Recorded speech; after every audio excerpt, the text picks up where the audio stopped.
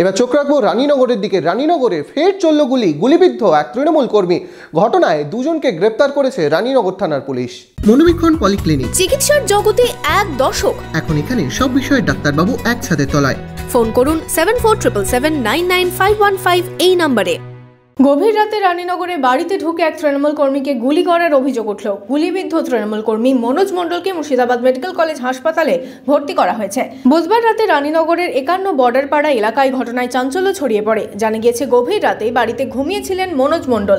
সেই সময় বাইরে থেকে বেশ কয়েকজন তাকে ডাকে। স্ত্রী ঘর খুলতেই মনোজ মণ্ডলকে লক্ষ্য করে গুলি ছোড়া হয় বলে অভিযোগ।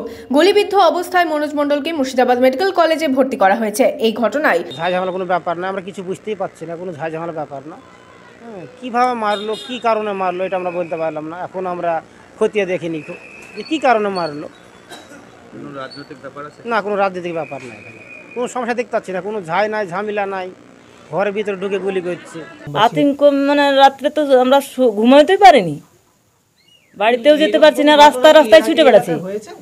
না হয় আমরা এরকম জীবনে দেখিনি, এই প্রথম। আমরা দিকে যেতে পারি না, শুধু রাস্তায় হেঁটে বেড়াচ্ছি। গাড়ি আছে, গাড়িতে পুলিশ আছে, আমরা পুলিশের সঙ্গেই তো আছি। সঞ্জয় মণ্ডল নামে একজনকে গ্রেপ্তার করেছে পুলিশ।